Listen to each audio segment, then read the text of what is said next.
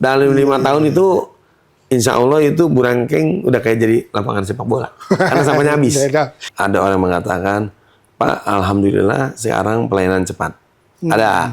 Ada sih. Ya ada. Artinya sudah. Tapi ada juga yang negatif. Ada juga. Makanya nanti kita rapat Forkopimda juga, kita akan bahas. Karena saya nggak mau nanti satu pintu banyak jendela.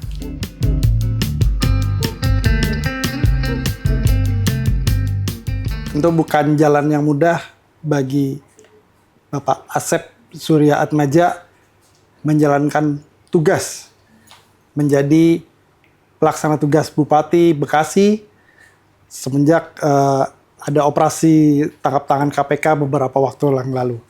Sejak Desember 2025, Asep Surya Atmaja ditetapkan sebagai PLT, pelaksana tugas Bupati Bekasi untuk mengelola wilayah Bupati Bekasi. Nah, seperti apa, bagaimana kemudian Bapak Asep ini ini kan wilayah, mengelola wilayah dan sebagainya. Mari kita simak sama-sama perbincangan kami dari Wata Kota dengan Pak Bupati. Apa kabar Pak Bupati? Alhamdulillah, sehat selalu. Sehat selalu. Alhamdulillah. Ya Pak Bupati, tentu bukan yang mudah Pak ya. Artinya mengemban tiba-tiba kemudian jadi meskipun sudah siap tentunya dengan segala konsekuensi dan segalanya bahwa akan menjalankan tugas sebagai pelaksana tugas Bupati Bekasi. Nah, yang pertama mungkin apa sih Pak langkah Bapak sebagai pelaksana Bupati Bekasi di tengah kondisi pasca OTT KPK yang kemudian terutama dampaknya terhadap mental ASN di lingkungan Kabupaten Bekasi yang bisa mengganggu aktivitas kerja. Kira-kira bisa dijelaskan Pak? Iya, pertama saya terima kasih nih pagi-pagi sudah ada wawancara dengan Warta Kota. Ya, insya Allah akan saya jelaskan. Siap. Memang hari ini kita bekerja di tengah badai. Kita tahu Kabupaten Bekasi pada bulan Desember kita terkena OTT. Betul. Nah, di tanggal 18 kalau nggak salah. 18 ya. Jadi gimana setelah itu ada pengangkatan saya menjadi PLT Bupati Bekasi. Nah, saya lihat ini kan pekerjaan bukan pekerjaan mudah. Iya. Satu sisi kita lagi melaksanakan tugas, tiba-tiba kita terjaring OTT. Nah, gimana mental para ASN itu adalah tugas saya sebagai PLT Bupati Bekasi saat itu dan saat ini ya. Jadi pertama yang saya lakukan adalah penguatan mental. Karena gimana pun apapun yang terjadi pemerintahan ini harus berjalan. Betul. Karena kita dipilih oleh rakyat dan kita harus bertanggung jawab secara konstitusional ke rakyat itu. Jadi gimana caranya agar ASN kita itu kepercayaan dirinya tetap tumbuh. Nah, waktu itu saya mengadakan apel pagi. Setelah apel pagi, saya datangi ke tiap-tiap dinas. Tiap-tiap dinas, saya tumbuhkan rasa kepercayaan diri agar kita ini pemerintahan ditugaskan oleh rakyat untuk mengemban amanah. Ya, jadi kita ini harus berjalan. Walaupun waktu itu juga pemeriksaan, KPK juga sempat datang ke kantor kita, dipanggil beberapa dinas, diperiksa di situ, yang secara mental ASN masih jatuh. Kita dikumpulkan di satu ruangan, datangkan oleh KPK, ditanya satu persatu, tapi saya terus menguatkan para ASN tetap kita bekerjakan ini adalah sebuah amanah. Terus tindakan saya merapikan. Penyebabnya apa? Kita menjadi zona merah. Kita lihat di situ ada perizinan. Oke, kalau memang ada perizinan, pertama adalah saya langsung sidak PTSP. Saya lihat mulai saat ini waktu itu ya, kita akan bikin namanya perizinan satu pintu yang tersambung dengan OSS. Jadi kita bikin namanya ada tuh program perizinan satu pintu. Kita minta dalam waktu 1 minggu tim IT harus bisa membuat satu program. Nah, program satu pintu itu kita laksanakan waktu itu. Langsung dinas teknisnya langsung mempunyai meja dan dinas non teknisnya juga sama Jadi di Dinas PTSP itu ada beberapa meja layanan. Jadi kalau misalnya agak lamban, Ya. langsung kita offline. Tolong nih, kerjakan. Jadi sampai saat ini pun saya sidak udah 4 kali, saya datang tuh dinas teknis ada semua. Iya. Lengkap tuh. Lengkap semua. Jadi ada meja-meja tuh. Ya, non teknisnya juga ada. Yang untuk rekomendasi kayak misalnya kita buat izin klinik, Iya. kita kan tetap harus PTSP. Nanti rekomendasinya dinas kesehatan. Iya, betul. Kalau SLF-nya berarti ke tata ruang, cipta karya. Kalau misalnya limbahnya ke LH, kan gitu kan. betul. Jadi itu harus sinkron, itu harus cepat. Jadi kita mempunyai namanya program, di situ kita ada untuk masyarakat luas pun bisa bisa namanya mengakses program kita, program layanan satu pintu itu ada. Asal dia mengakses, dia pencet klik apa yang dia butuhkan. Misalnya membuat perizinan untuk sekolah, tinggal klik. Itu masyarakat bisa itu. Membuat perizinan apa lagi? Klinik atau surat izin praktik dokter, itu langsung klik di situ. Jadi langsung. Jadi nggak harus dia ke kantor dengan megang satu HP, nanti akan langsung dia bisa membuat sendiri. Dan nanti andai kata pun lambat, nanti, nah ini yang belum saya sampai sekarang saya jalani, karena kan masih banyak persoalan-persoalan nih. Betul. Saya langsung Satu-satu. Nah, perizinan alhamdulillah sekarang sudah mulai tertata satu pintu. Gitu. Jadi ditata ini kan saya baru 3 bulan menjabat hari ini. Jadi saya benar-benar saya lihat perizinannya, karena dari perizinan lah nanti investor akan banyak masuk sehingga PAD kita juga akan bertambah. Itu pertama ya. Yang penting kepercayaan dirinya. Ya, artinya secara birokrasi yang tadinya rumit dipangkas. Dipangkas, ya. Juga transparansi pelayanannya juga tentu diperbaiki, Pak ya. Iya. Jadi setelah itu saya kita berlanjut aja ya, sambil jalan ya. Jadi saya langsung permasalahan-permasalahan yang ada. Transparansi terkait anggaran. Setiap hari itu dari Dinas Pendapatan mengeluarkan. Hari ini pendapatan kita dari makan minum berapa, pendapatan kita dari pajak kendaraan berapa, pajak kita dari itu ada semua. Setiap hari. Itu setiap hari kita update untuk masyarakat luas mengetahui. Jadi semuanya untuk saat ini tetap. Kita juga tidak hanya itu sebenarnya ya. Kita juga bikin Satgas untuk meningkatkan PAD. Apa aja kita tahu hari ini Kabupaten Bekasi ini sambil berjalan ya. Sambil nggak apa-apa. Hari ini Kabupaten Bekasi juga kita punya P3K yang begitu banyak, 13.000 Pak. 13.000. 13.000. Ini alokasi anggarannya ini harus kayak gimana? Saya panggil dinas teknis dalam hal itu, tolong semua dinas penghasil, maaf, semua dinas penghasil saya ingin tahu. Macam kayak DLH berapa Bu? UPTD. DLH ada berapa UPTD? Ada 8 UPTD. Oke, kita tahu membayar sampah itu, tiap rumah itu di perumahan itu 25.000 per bulan. Kalau perumahan, kalau buruh ada 1.600.000, kalau saya lihat ya, perumahan kita anggaplah 800.000 dibagi 2 lah. Ya, 800.000 rumah di Kabupaten Bekasi. Untuk perumahan aja Pak, kalau dia bayar 25.000 sampah, bersih-bersih misalnya dia angkut segala macam 16.000 berapa? Sedangkan rumah sakit juga bayar sampah berapa? Gitu. Jadi itulah yang saya jalani sekarang. Di luar namanya penataan pasar. Hari ini kita pasar yang tadi di tengah jalan, kita pindahkan lagi di dalam. Agar apa? Agar namanya tidak boleh berdagang di jalanan.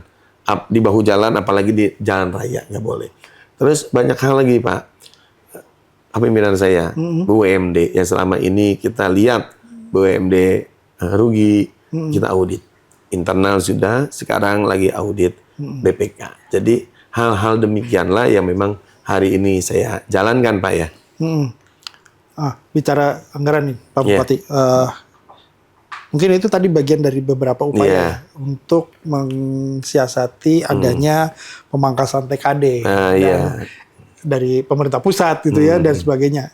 Itu juga termasuk itu tadi termasuk salah satunya BUMD supaya nggak rugi.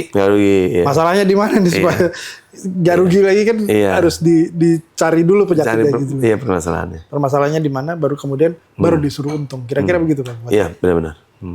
Jadi untuk pemangkasan TKD tadi. Iya, pemangkasan TKD.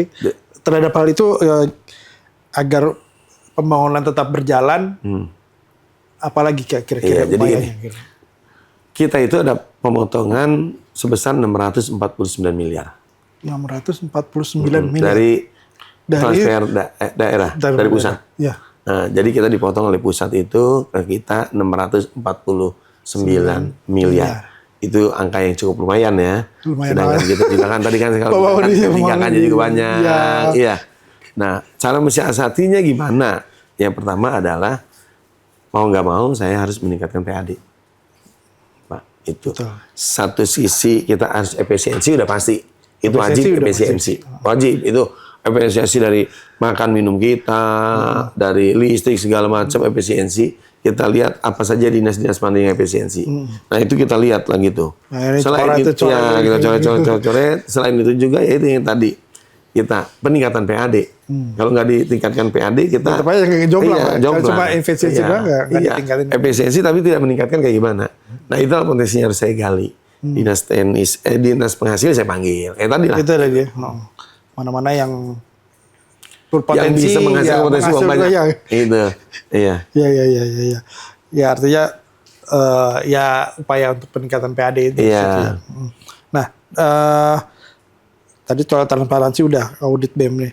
Nah, tadi saya dengar juga di Kabupaten Bekasi pemimpinan Bapak ini meluncurkan aplikasi layanan satu pintu tadi ya Pak ya. Nah, seberapa efektifnya Pak? Artinya dalam 3 bulan inilah tanggapan dari masyarakat sendiri sudah ada yang sampai ke Pak Bupati belum nih? Nah iya, tanggapan ya ada orang mengatakan Pak alhamdulillah sekarang pelayanan cepat. Ada sih. Ya ada. Artinya sudah. Tapi ada juga yang negatif. Ada juga. Makanya nanti kita rapat Forkopimda juga kita akan bahas karena saya nggak mau nanti satu pintu banyak jendela. Satu pintu banyak jendela. Ya, saya nggak mau kayak gitu. Makanya ini program ini kan meningkatkan PAD. Iya. Dan ini kan pintu gerbang masuknya investor ke kita. Betul. Iya. Kalau misalnya di situ carut marut ya pasti kita nggak akan maju. Makanya saya dalam waktu 3 bulan ini ya sampai saat sekarang sih aman-aman saja. Teman-teman saya juga, oh Pak kita bikin ini sekarang lancar. Udah on the track Pak ya? Iya. Udah on the track. Tapi ada juga yang Pak kok mahal ya, kok ini ya, kok lama waktunya ya. Ada UPL kayak itu tuh, kok lama 104 hari apa ya gitu. Ya kalau memang itu aturan, ya maka nanti saya pertanyakan lagi. Karena saya juga baru 3 bulan menjabat PLT. Iya. Nah, ya artinya masih penjajakan masih sambil jalan Pak ya. Iya. Oke. Tadi Bapak nyebut penertiban pasar Pak ya. Di lampu merah SGC sekarang ya dilakukan. Di zaman bupati sebelumnya kan itu nggak bisa Pak ya. Setahu saya nggak bisa dipindahkan. Caranya Pak supaya kok di zaman Bapak ini bisa gitu. Apa Pak? Resepnya apa tuh Pak? Iya. Kenapa yang lalu-lalu nggak bisa? Kok baru sekarang bisa tuh gitu?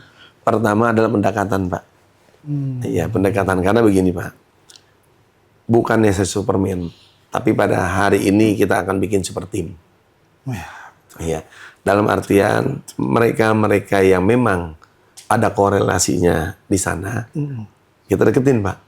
Kira-kira saya pendekatannya, ya saya terima kasih dengan satu ya Pak ya dengan dinas terkait pasti dengan Ormas ada juga Pak kita kerjasama dengan Ormas dengan ya Kapolres, Dandim, Kajari, Ketua Pengadilan, Ketua DPRD kita selalu rapat, tokoh masyarakat kita ajak semuanya. Jadi bukan karena diri saya, ini karena kita semua elemen masyarakat kita ajak. Akhirnya pasar dengan aman, terkendali bisa pindah. Jadi bukan karena diri saya, karena ya kerjasama dengan tokoh masyarakat, dengan Ormas, dengan dinas terkait, dengan Forkopimda semua. Jadi bukan karena saya. Jadi kita bareng-bareng akhirnya kita sepakat dari jalan raya kita pindahkan ke tempat yang memang khusus untuk berdagang. Itu Pak. Jadi bukan karena diri saya lah. Tidak ada penolakan sama sekali tuh Pak? Iya. Alhamdulillah waktu ini nggak ada penolakan Pak. Karena makin kecil. Pedagang itu biasanya di jalan saya yakin banyak pungutan liar. Iya kan Pak? Betul. Dikala dia berdagang di tempatnya paling banyak retribusi. Ya mungkin sama listrik dolak-dolak itulah mungkin. Itu kan nyewa. Gitu. Tapi Soal pengawasan sendiri gimana Pak? Artinya Pengawasan- kan sudah ditertibkan kalau nggak diawasin biasanya Iya. balik lagi nih Pak. Ada yang sepi nih Iya. di dalam sepi, dia mulai keluar lagi satu Iya. kan biasanya begitu Pak. Di daerah lain ya, di daerah lain ini begitu Pak. Nah ini kan harus diawasin. Nah, pengawasan sendiri. Sampai saat ini diawasin Pak.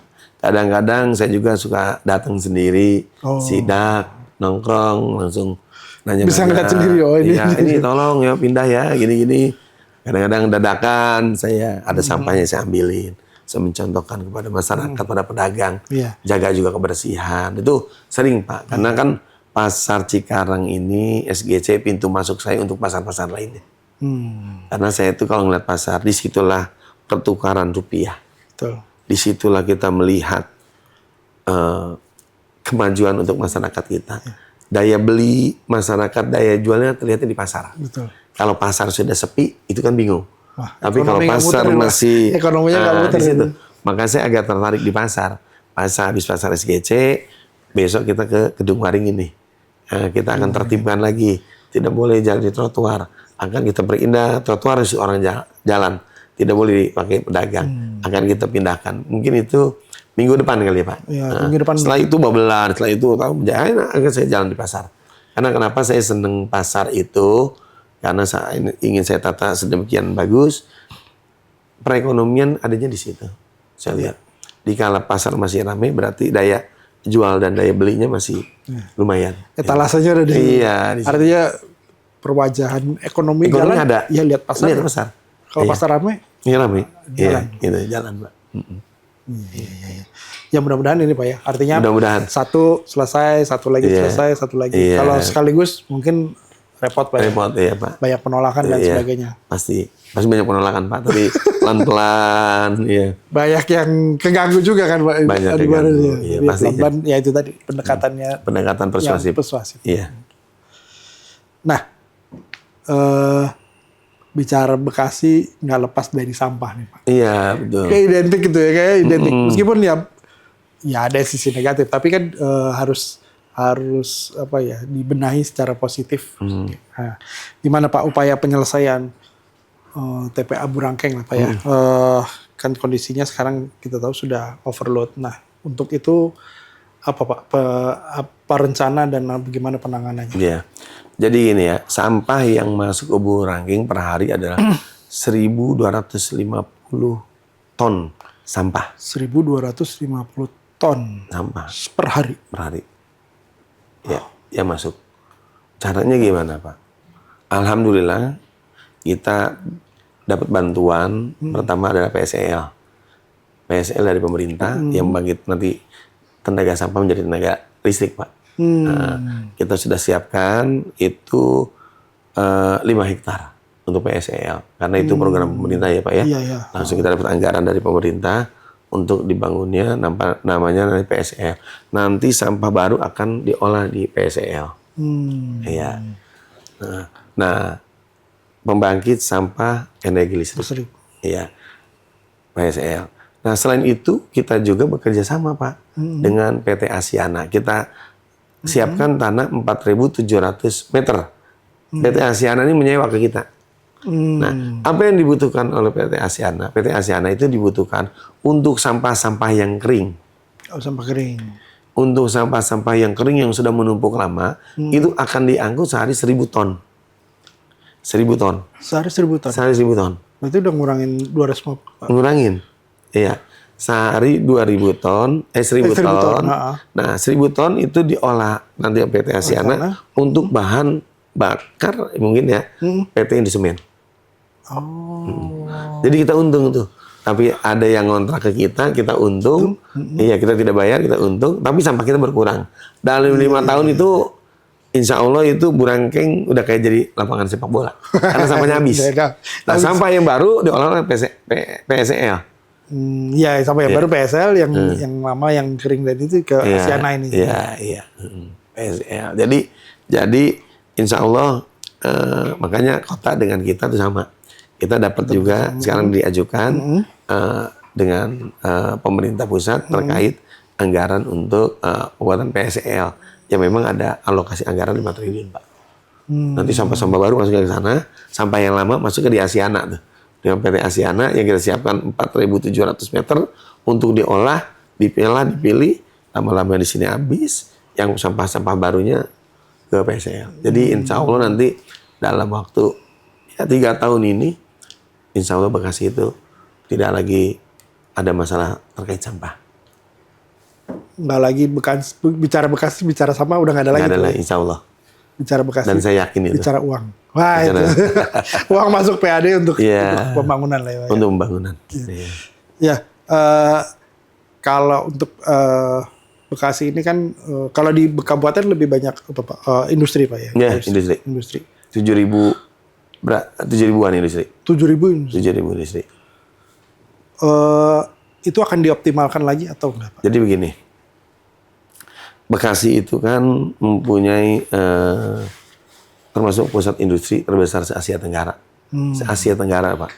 Bukan ASEAN, se-Asia Tenggara. Ada 7.800 perusahaan. Ada 11 kawasan industri. Wow. Iya. Nah, dari semuanya itu kan masuknya kan ke pusat, Pak. Nah, kalau kita kan enggak. Karena kan mereka NPWP-nya di pusat semua.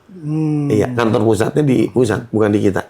Nah, makanya dengan Kang Dedi kita sudah bicara dengan Pak Gubernur, gimana caranya kita minta 10% aja. Iya. Itu kan wilayah kan di sini, Pak. yang masuk sana 45 triliun. 10% aja 4,5 triliun kan? Iya. Gitu.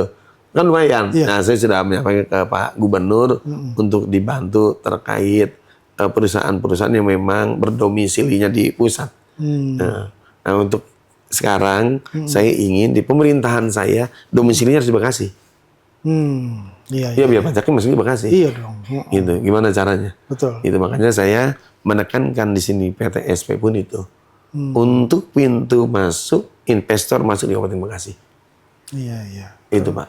Jadi saya ingin ke depannya. Cuan buat Bekasi. Iya, ke depannya saya ingin itu. Makanya ada investor datang dari China rata-rata. Saya ingin kamu di Bekasi. Izinnya di Bekasi. Akan kita permudah di Bekasi. Gitu. Jadi bukan sekedar nanti itunya di kota, pabriknya di sini. Saya nggak mau kayak gitu. Jangan gitu lah gitu. Iya, gitu lagi dah. Udah di sana dipotong kan di sini juga nggak dapat penghasilan gitu. Artinya itu potensi Bekasi. Sangat potensi. Kalau dari residennya sendiri gimana Pak? Dari si Pak Gubernur? Dari residen, artinya dari perumahan di wilayah Bekasi itu artinya bisa ada pendapatan lainkah dari perumahan warga dan sebagainya itu nggak bisa Pak ya? Artinya dari PBB dan sebagainya? Oh Pak, ya PBB kita Pak.